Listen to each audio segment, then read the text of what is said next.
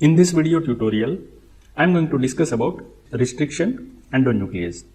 This is a bacterial enzyme. It is found in the bacteria. And in the previous video, we had seen that this restriction endonuclease enzyme, it is very useful in the recombinant DNA technology. In that video, we had seen that this restriction endonuclease, this enzyme, it is useful for cutting the double-stranded DNA. Now suppose this is the double-stranded DNA.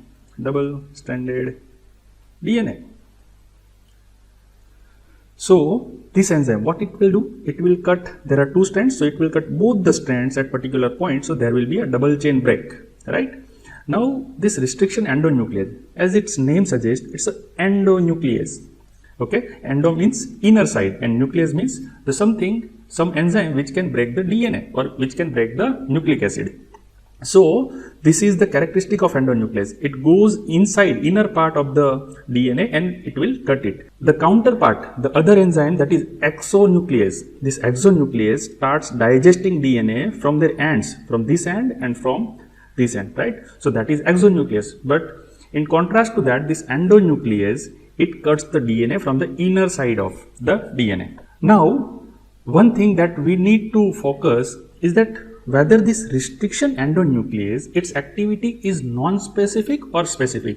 In other words, the question is the restriction endonuclease, this enzyme cuts any DNA at anywhere, or there are certain specific location, at this particular location only this restriction endonuclease works. So the latter is true. This restriction endonuclease is specific.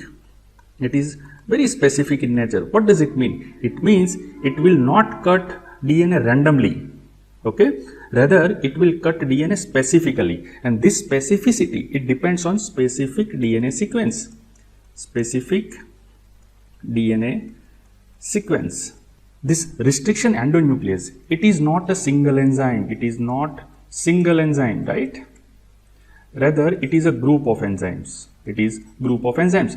In this restriction endonuclease group, there are several thousands of restriction endonucleases are discovered so far. So let's take one example and try to understand all the characteristics of restriction endonuclease.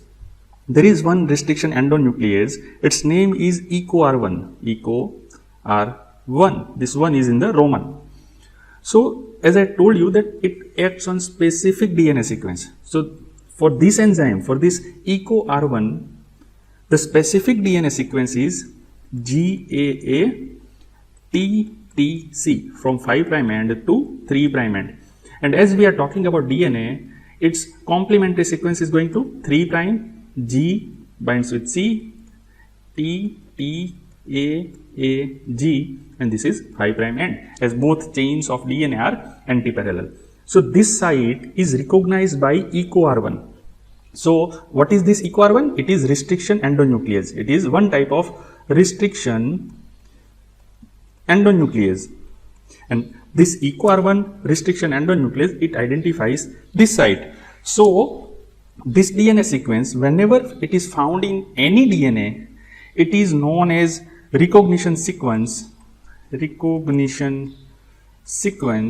of EcoR1, or in other words, you can also call it as a restriction site, as this enzyme is restriction endonuclease, so it's a restriction site of EcoR1. Now let's see how this EcoR1 will cut the DNA at this place. Suppose we have very long DNA molecule. This is long DNA molecule. This is the second chain of DNA. This is 5' to 3', and the opposite strand is 3' to 5'. Now this EcoR1, it will not cut, this EcoR1 will not put up a cut on this DNA randomly, but rather it will search for this sequence. Suppose at this site, at this location, GAA-TTC is present. As you can see, it is from 5' end, it's a GAA-TTC, and the rest of the line represents other nucleotides. So the hydrogen pairing of this GAA-TTC is going to be CTT-AAG, and of course they are hydrogen bonded. Between A and T there are 2 hydrogen bonds, and between C and G there are 3 hydrogen bonds. Of course there are hydrogen bonds over here also, as these are the nucleotide, but I am not showing it for the clarity of this diagram. Now this EcoR1, once it recognizes, okay, my restriction site is present over here, what this EcoR1 is going to do? EcoR1 will first put up a cut between G and A. Remember, this bond is phosphodiester bond. This enzyme will cut this phosphodiester bond. Now, I want to clarify one thing, that EcoR1 specifically cuts a phosphodiester bond between G and A, but not any G to A phosphodiester bond. It will cut only G to A bond which is present in this particular sequence, okay, from 5' to 3' end. Now, if you look at over here, 5' to 3', there is GAA-TTC sequence is there, and its characteristic is still there, that this phosphodiester bond that is between G and A, it is cut from this side. So now there is a cut of the backbone, cut on the backbone of both the strands. So what will happen? This bond is broken, this bond is broken.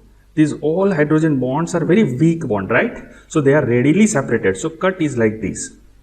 Cut is like this. It's a zigzag shape, or you can say staggered ends are there. Let's draw its two separate fragments of DNA separately. So this is the first fragment which starts from 5'. This is 3' end. What about the nucleotide over here? Only G is present and it will terminate in the 3' end. Whereas on other strand there is CTTAA. CTTAA. There is a C base pairing, this hydrogen bonding with the G, but this TTAA, they are not hydrogen bonded. They are hanging, they are staggered nucleotides, right? And what is this end? This is 5' end. The opposite fragment, the second fragment, it starts from A, T, C, and the rest of nucleotide, and it will end in the 3' end, right? And what is this end? It will be newly created 5' end. And the second segment, the second line of this is G, and then rest of the nucleotide, and then there is a 5' end. Of course, there are 3 hydrogen bonds between C and G, but again A, T and T, their hydrogen bonding capacity is still unsaturated. Why? Because there are no any opposing or base pairing nucleotides. So here you can see, if any other DNA chain or RNA chain comes which has the opposite nucleotides of this, like A, T, T, it will readily come here and stick. Okay, the same case will be with this also. So such type of ends where unpaired nucleotides are there, they can stick with its counterpart nucleotides, right? So such type of ends are known as sticky end. Sticky end. Here also you have one more sticky end. Okay, sticky end. Why we call it as a sticky end? Because it has capacity to bind with other nucleotides. Suppose this 2 chain comes together once again after removal of this enzyme. What will happen? This A will make a bond with T, this A with T, this T with A, this T with this A. So both can again stick together. So that's why it is known as sticky end. The other name of such type of end is cohesive ends. Cohesive ends. Right? So this is how EcoR1 acts. This is one type of restriction endonuclease. Now let's take up a second example of other restriction endonuclease. Its name is HPA1. HPA1. This is also a restriction endonuclease. Restriction endonuclease. Now, which sequence is identified by this HPA1? So the sequence which is identified by this HPA1 is from 5' end, it is G, T, T, A, C, which ends in 3' end. And so opposite strand is going to be C, A, T, T, G, and this is 5' end. So this sequence is identified by this HPA1. So what we call this sequence? It is a restriction site or recognition sequence of HPA1 or in other words you can say restriction site of HPA1. What is this HPA1? HPA1 is a one type of restriction endonuclease. Now let's see once again how this sequence is identified by HPA1 and how the cuts are made. So first strand of DNA, that is 5' to 3' end, this is very long chain of DNA, and on opposite strand there is 3' to 5' end. Just like our EcoR1, this enzyme will now look for this sequence. Suppose this sequence is present over here, GTT AAC, and so on the opposite strand it is going to be a CAA TTG. So now HPA1 will identify this sequence, but out of this sequence it will specifically put up a cut on the phosphodiester bond between T and A. So remember, it will not put up cut between any type of T and A phosphodiester bond. It will specifically put up a cut in a T to A phosphodiester bond whenever that T to A bond is between this GTT AAC. So if you consider the second sequence, there is GTT AAC, and again cut is put over here. So you can see the cut is clean in this case. Whereas in case of EcoR1, it was zigzag shape, so staggered end or sticky ends were created. But in this case, the ends are not sticky. So if I draw the fragments of DNA, you will find that this is 5' end which ends with GTT.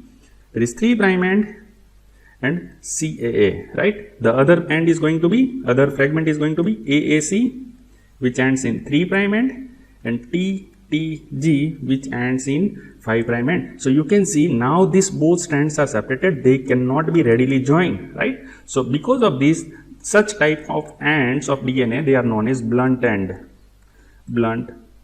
ends. Now, if you examine the recognition sequence of both the enzyme, you will find that this C, if you read it forward, GAA TTC, if you read it in this direction or if you read it in this direction, GAA TTC. So if you read it on the forward or read it backward, both are same. So such type of sequences are known as palindromes or palindromic sequence. So remember, most of the time the recognition sequence or restriction sites are palindromic in nature. That means if you read it forward or if you read it backward, both sounds same.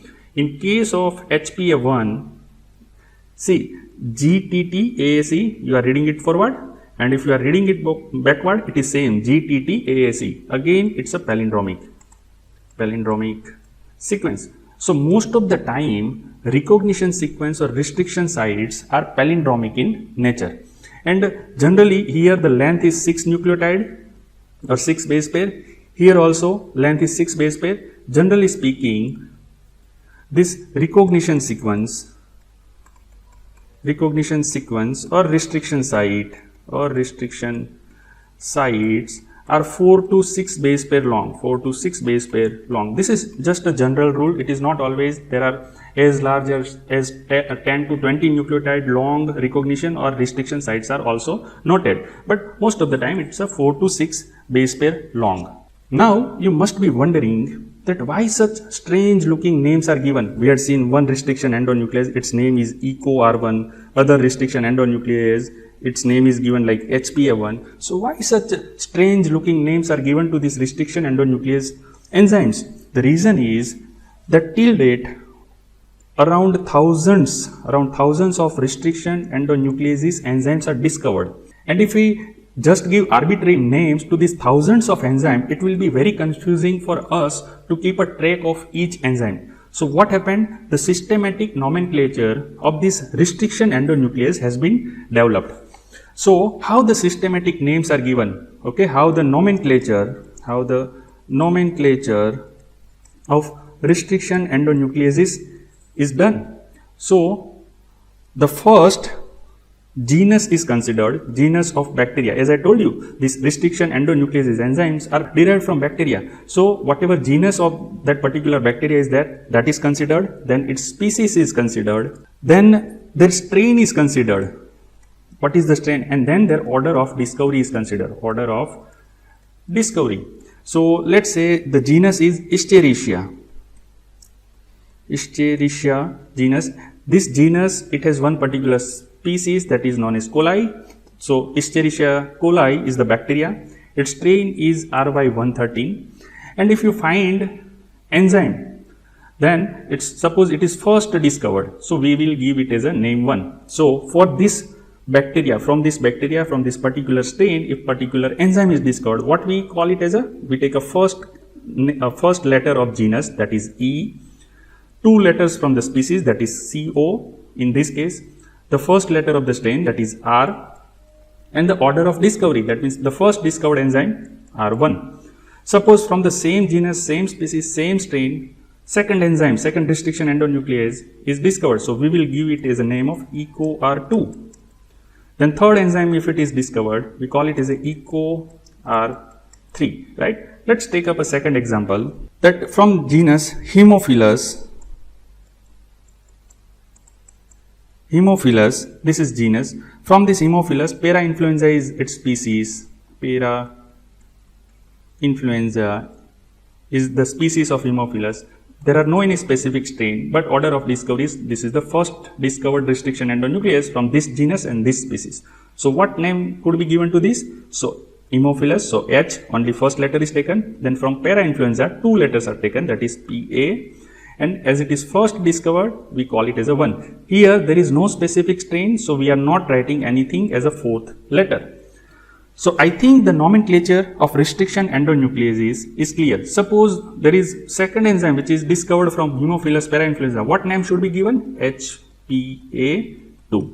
Right? So this is how the nomenclature of restriction endonucleases are done. Now in the previous video, in the basics of recombinant DNA technology, we had seen that this restriction endonuclease enzyme is used for the joining of the 2 segments of the DNA and making of the recombinant DNA, or you can say chimeric DNA. So let's examine this with one specific example.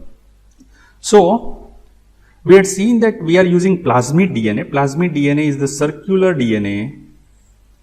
It is the circular DNA. So what I am doing over here is I am doing a 2 strands of this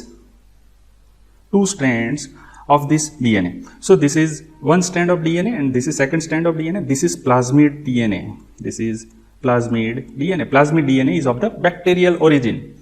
So now suppose somewhere on the plasmid there is one sequence that on this outer chain GAA TTC, these base pairs are present, and on the inner strand we have CTT AAG. These nucleotides are present. Okay, and here we are going to use EcoR1. So EcoR1 is mixed with this plasmid. So what will happen? This EcoR1, as we had seen earlier, it will put up a cut between G and A, and here also G and A. So what will happen? The cutting will be like this, from this side to this. It's a staggered cut, or it will create a sticky end. So what will happen? Now this ring will be cut open. So it will now looks like this. So as you can see, the inner strand start with AATTC and then complete circle and ends with G. So let's draw it. So we have inner circle, that is AATTC. This AATTC, it makes a circle, it is cut open, so I am showing it like G. As you can see, this is inner strand of DNA that is now cut open at this place. Now let's draw the outer side. That outer side starts with G. Here there is hydrogen bonding, whereas these nucleotides are unpaired one, right? It makes up a circle. Here there is C, then T, A and A. Okay, so now this ring is cut open by the action of this EcoR1. What is this EcoR1? It is restriction endonuclease. And what is its recognition sequence? It is GAA-TTC. Okay, now you had cut open this plasmid. Now you want to attach this plasmid with the human gene. So let's draw a human gene. Suppose this is double-stranded, very long human DNA. And suppose there is a insulin gene. This is insulin gene. Let me highlight it by yellow color. Suppose this is insulin gene, right? This is insulin gene. And we want to attach this insulin gene with this plasmid.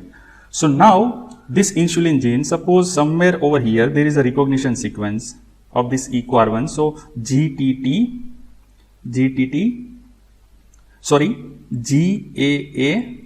T, T, C is present, and on the opposite strand C, T, T, A, A, G is present.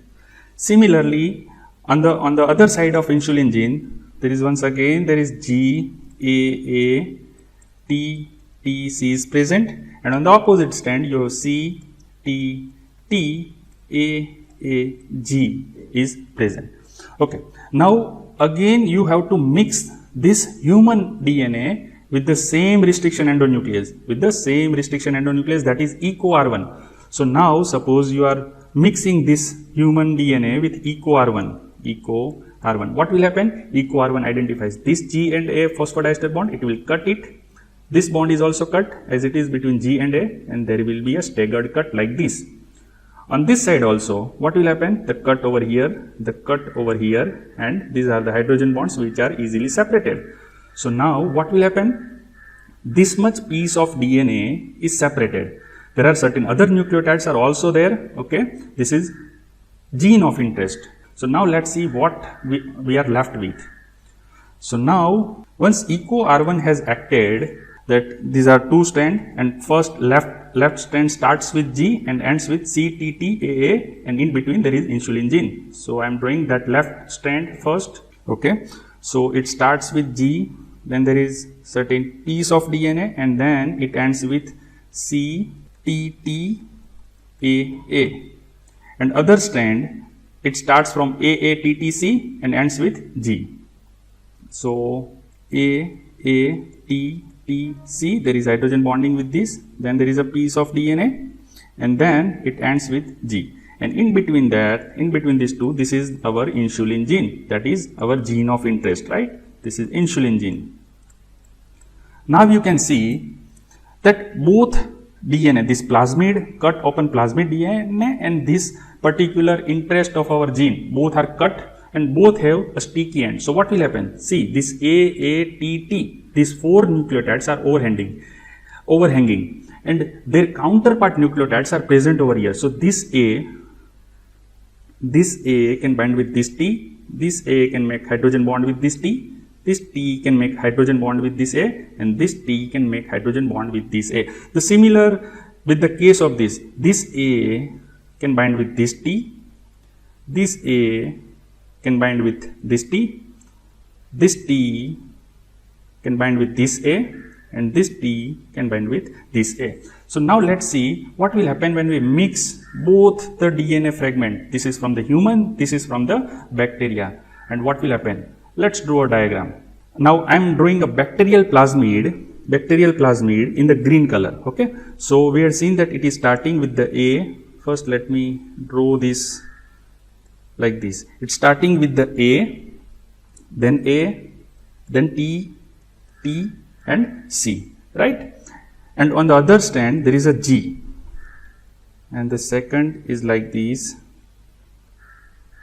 Sorry for bad drawing. And yes, the inner strand ends with G. Okay, and then we have C, T, A, and A. Now what will happen?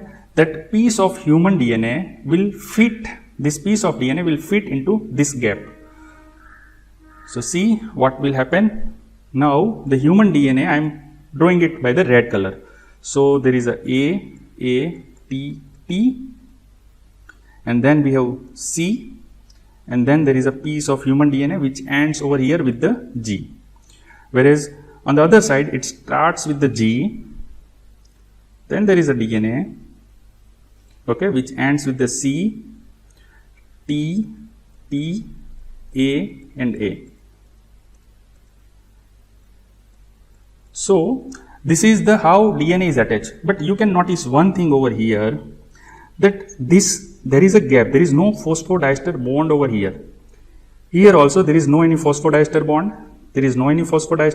And here also there is no any phosphodiester bond. Why? Because we had just mixed up this two DNA. So there is a hydrogen bonding like this. Hydrogen bonding is made up, but phosphodiester bonds cannot be synthesized by spontaneous. They need one more enzyme, that is DNA ligase. DNA ligase. What this DNA ligase will do? It will make up a phosphodiester bond between this G and A at this place. It will make phosphodiester bond at this place, and at this place. So once DNA ligase has been acted upon this mixed up DNA molecule, it will create a chimeric DNA molecule or recombinant DNA. So as you can see, with the major help from the restriction endonuclease, we had created this chimeric DNA molecule or recombinant DNA molecule. Why? Because now this particular piece of DNA, it contains both. This is a bacterial origin, that is bacterial plasmid, and this is the human insulin gene. Where is human insulin gene? This much portion is human insulin gene. Rest of the DNA is also, this red color DNA is also human origin, but it is not a insulin gene. So now here two species DNA is collected together, and so we can call it as a recombinant DNA. So if you have any query or confusion, please write it down in the comment section below. Please like, share and subscribe to my channel. Thank you.